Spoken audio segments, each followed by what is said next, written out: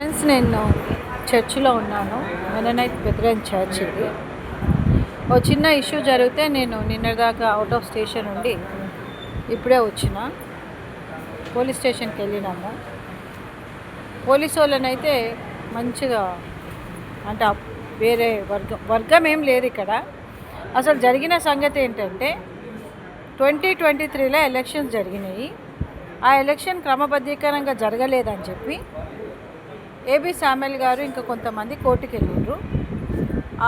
Opposite వాళ్ళు వచ్చేసి ST Prakash గారు, ఇంకా ఆయన పేరేంటి శామ్, ఇంకా నాకు అందరు పేర్లు తెలియదు. ఓ 10 మంది మీద వీళ్ళు కోర్టుకు వెళ్ళిండ్రు. 2023లో ఈ ఎలక్షన్స్ చెల్లవు, ఎందుకంటే ఇల్లీగల్ ఎలక్షన్స్. వచ్చి ఓటేసిన వాళ్ళు ఆథరైజ్డ్ చర్చ్ మెంబర్స్ కాదు, అన్ఆథరైజ్డ్ మెంబర్స్తో నేర్పించిండ్రు. ప్లస్ ఇంకా 2-3 పాయింట్లు ఎన్నో నాకు కష్టంగా అన్ని పాయింట్లు పెట్టి వీళ్ళు కోర్టుకు వెళ్ళిండ్రు. కోర్టులో కేసు పెండింగ్ ఉంది.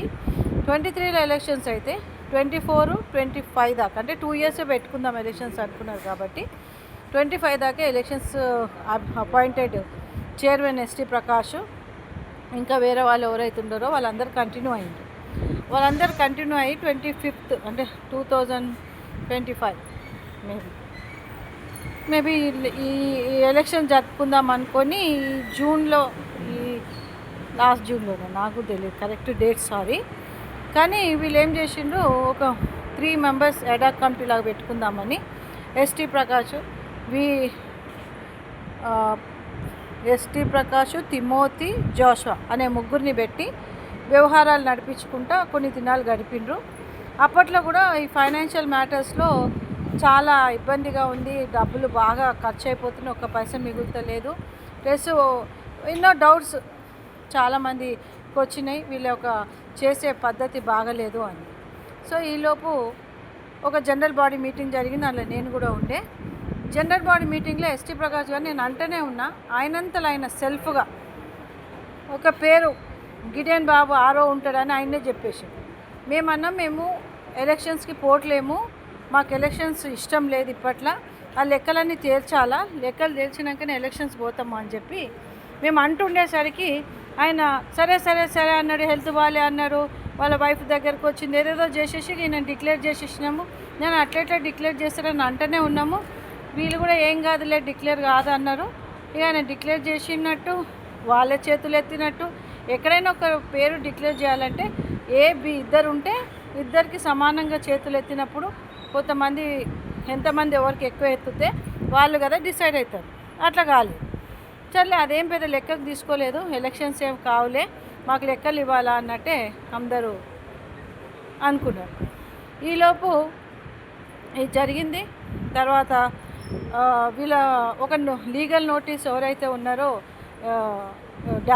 పాక డానియల్ గారు, వాళ్ళు మీరు లెక్కలు ఇవ్వాలా, అన్నీ ఇల్లీగల్గా లెక్కలు లేవు, అది ఇది ఈ ఎలక్షన్స్ ఇట్లాంటి అన్ని వ్యవహారాలు చెల్లదని ఈ ముగ్గురికి లీగల్ నోటీస్ పంపించారు. ఈ లీగల్ నోటీస్ పంపించగానే వాళ్ళ ముగ్గురు లేదు మేము ఉండము అని చెప్పి వీళ్ళు ముగ్గురు ఆ యొక్క 3-man కమిటీలోకి వెళ్ళిపోయినాక వీళ్ళు ఏం చేసిండ్రు, సరే మరి పోలీస్ స్టేషన్కి వెళ్ళేసి కొన్ని దినాలు ఏమీ జీతాలు లేకుండా ఏం లేకుండా కలెక్షన్ పైసలన్నీ తీసుకుపోయి లోపల మన చర్చిలో ఉన్న ఆఫీస్లో పెడతా ఉన్నారు. కానీ కొన్ని వ్యవహారాలు నడవవు కదా, జీతాలు ఇవ్వాలా, ప్లస్ వేరే వేరే పనులకు కూడా కావాలని చెప్పి అప్పుడు మళ్ళీ వీళ్ళు పోలీస్ స్టేషన్కి వెళ్తే అక్కడ నుంచి ముగ్గురు ఎట్లనో ఒక డిసైడ్ అయ్యి డీకెన్స్, పాస్టర్స్ కలిసి చేసుకుంటారని 1 fine day పాస్టర్స్ కూడా అనుకున్నారు, మరి చేసుకోవాలి కదా, వ్యవహారాలు నడవాలని. పాస్టర్స్ ఓకే మేము కూడా మేనేజ్ చేస్తాము, డీకెన్స్ మేము కలిసి మేనేజ్ చేస్తామని మేనేజ్ చేస్తూ క్రమబద్ధకం జరుగుతుంది. ఏదైతే 2023లో ఇల్లీగల్ మెంబర్షిప్ మీద కేసు వేసిండ్రో అది ఇంకా పెండింగ్ ఉంది. అది వచ్చే నెల 3వ తారీఖు డేట్స్ ఉంటాయి కదా, డేట్స్ అవుతూ ఉండదు. ఈలోపు మొన్న ఒక ఎలక్షన్ అంటే మన ఎంబీ చర్చిలో ఒక ప్రక్రియ, ఒక హ్యూజ్ ప్రక్రియ. దానికోసము మనకి ప్యాంప్లెట్స్ ఇస్తారు, ప్లస్ ముందే చెప్తారు, అనౌన్స్మెంట్ అవుతుంది, అందరు ఇళ్ళలోకి తిరుగుతారు, కొంచెం మనకి ఓటేసే వాళ్ళు 3-4 ప్యానల్స్ అవుతాయి, ఒక సిస్టమ్ ఉంటుంది మన దగ్గర. మొత్తము చర్చి అయిపోయాక అందరు వెళ్ళేసి మళ్ళీ తిరిగి వచ్చి ఒక మొత్తం కాంపౌండ్లా ఎవరు వాళ్ళు ప్యానెల్స్ వాళ్ళు కూర్చుంటారు. ఒక పెద్ద ప్రక్రియ ఇది. దీనికి పోలీసు వాళ్ళు కూడా చాలామంది మనకు సపోర్ట్ చేస్తారు. ఇదేమీ లేకుండా వాళ్ళంతలో వాళ్ళు ఎవరో ఎలక్షన్ చేసుకుంటారంట. ఎవరు వేసిండ్రో మళ్ళీ ఎవరు చూసిండ్రో ఎవరికి తెలియదు. ఈవెన్ చర్చిలో కూడా చాలామందికి తెలియదు. ఒక గ్రూప్ ఆఫ్ మెంబర్స్ ఇప్పుడు ఎవరైతే ఎస్టీ ప్రకాష్ అని ఆయన చైర్మన్, ఇప్పుడు ఒక అతని పేరు నాకు పేర్లు కరెక్ట్ తెలియదు, వాళ్ళు ఒక గ్రూప్ ఇప్పుడు శాము వీళ్ళందరూ డిక్లేర్, గిడియన్ బాబు ఆయన ఆర్ఓ అని ఆయనకు అధ్యక్షతన, రజనీ గిడియన్ ఆమె చైర్మన్ అని వాళ్ళు డిక్లేర్ చేసుకున్నారు. సరే దాన్ని కూడా చర్చ ఏం పట్టించుకోలే. మొన్న సండే క్రమంగా నడుస్తున్న టైంలో అందరు కలిసి చర్చ్ అందరు వెళ్ళిపోయినరు. డీకెన్స్ యాజ్ యూజువల్ చర్చిల టేబుల్ చుట్టూ లెక్క పెడుతూ ఉంటే భయంకరమైన ఫిల్తీ లాంగ్వేజ్తోని వాళ్ళని తిట్టుకుంటా, ఇరిటేట్ చేసుకుంటా, అరుస్తుంటా, అసలు అందరూ ఒక 10-15 మెంబర్స్ ఎవరికైతే మనీ క్రేవింగ్ ఉందో, ఈ పైసలు మాకు కావాలా అని, పైసలు అవసరం ఉన్నోళ్ళు, అంటే డబ్బు కోసమే చర్చ్ కోసం వచ్చే గ్యాంగ్ ఉంది కదా, ఆ డబ్బు కోసం వచ్చే గ్యాంగ్ విపరీతంగా వాళ్ళందరూ బ్యాక్గ్రౌండ్లు ఎట్లున్నాయో తెలియదు కానీ ఆ డబ్బు కోసం బాగా విపరీతంగా తిట్టేసరికి డీకెన్లు ఒక స్టేజ్లో వాళ్ళకి ఇంకా భరించలేక ఏమన్నా చేసుకోనని ఆ పైసలు వదిలేసి బయటికి వచ్చినాక డబ్బంతా వాళ్ళు లెక్కబెట్టి వాళ్ళకి ఎంత తీసుకున్నారో తీసుకోలేదో, ఏం అకౌంట్ పెట్టిండ్రో తెలియదో, ఎంత అకౌంట్ అని పెట్టిండ్రట. ఇమీడియట్ వేరే చర్చ్ మెంబర్స్ ఇంక్లూడింగ్ నేను అవుట్ ఆఫ్ స్టేషన్ ఉండే, మేము పోలీస్ స్టేషన్ పోయినాం అక్క అంటే, నేను చెప్పిన ఇట్లా అవుతుంది అని పోలీసు వాళ్ళకు చెప్తే మేము కరెక్ట్ ఇన్వెస్టిగేషన్ చేస్తామన్నారు. కంప్లైంటే తీసుకున్నారు.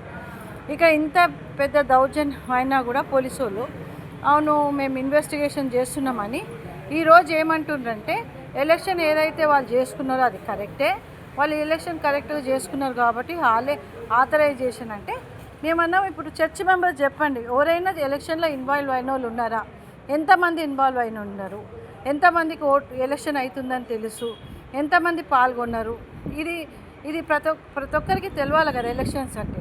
ఇవన్నీ తెలియకుండా ఎలక్షన్ జరిపేసి మేము తెలుసుకున్న దౌర్జన్యంగా మనీ గ్రాబర్స్ ఇట్లా చేసిండ్రు.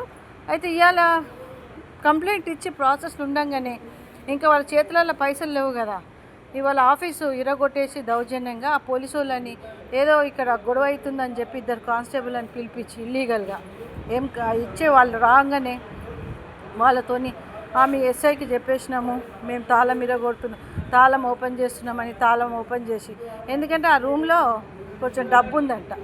అయితే అవన్నీ తెలిసి మేము అన్నీ ప్రతిదీ సీసీ కెమెరా చూడని చెప్పినాం. సీసీ కెమెరాలన్నీ ఆఫ్ చేసేసి ఇప్పుడు ఆ యొక్క ఆఫీస్ రూమ్ తీసుకున్నాం. సో చర్చ్ నేను ఒకటే అంటున్నా చర్చ్కి, how long you bear this kind of injustice for sake of money? We have to save our church. ఎవరికైనా పైసల ఉద్దేశం లేదు, వాళ్ళు నిజంగా సేవ చేసుకోవాలంటే గల్ల ముట్టకుండా మొత్తము కమిటీ వేసుకొని నడపమని. ఇప్పుడు వాళ్ళు వచ్చి పైసల కోసం ఇంత దౌర్జన్యం చేస్తుందంటే, ఓన్లీ చర్చికి వచ్చే పైసా, చర్చిలో వచ్చే పైసకి ఎవరు అధికారం ఇచ్చిండ్రు? మనం కూడా as a one of the church members మనం ప్రొటెస్ట్ చేయాలి. ప్రతి ఒక్కరూ we should feel that it is our church. మన కాంట్రిబ్యూషన్ ఏంది? తమాషా అవుతుంటే చూసుకుంటూ కూర్చుందామంటే కాదు. ఎందుకంటే ఎక్కడైనా ఇప్పుడు దేవుడు కూడా అప్పుడు రోపు తీసి కొట్టేసిండు చర్చ్ కాడ అందరు చేస్తుంటే, అట్లనే మనం కూడా ఈరోజు we should get that feeling. మన చర్చ్ అంటే ఎవరో ఒకటి దోసుకుంటుంటే, ఇట్స్ లైక్ దోసుకుంటుండ్రు. ఇంత ఇల్లీగల్ థింగ్ అవుతుంటే కూడా మీరు చూసుకుంటా తమాషా అలాగా అనుకోకుండా ప్రతి ఒక్కరు దీని గురించి స్పందించండి. రేపు ఆదివారము ఏం జరుగుతుందో, డీకెన్స్ దగ్గర నుంచి అయితే వాళ్ళు డబ్బులు తీసేసుకున్నారు. మేమే సెల్ఫ్ డిక్లేర్డ్ వాళ్ళే కమిటీ అంటున్నారు, వాళ్ళే అన్నీ మేము చూసుకుంటామని అంటున్నారు. వాళ్ళని ఎవరు చేసిందో తెలియదు. ఇట్స్ ఒక 30-40 మంది కలిసి మన ఓల్ చర్చిని ఈరోజు టార్గెట్ చేస్తుంది. కాబట్టి ప్రతి ఒక్క చర్చ్ మెంబర్ దీని గురించి స్పందించండి. నా పేరు ఎస్తర్ రాణి, నా ఫోన్ నంబర్ 9346691309.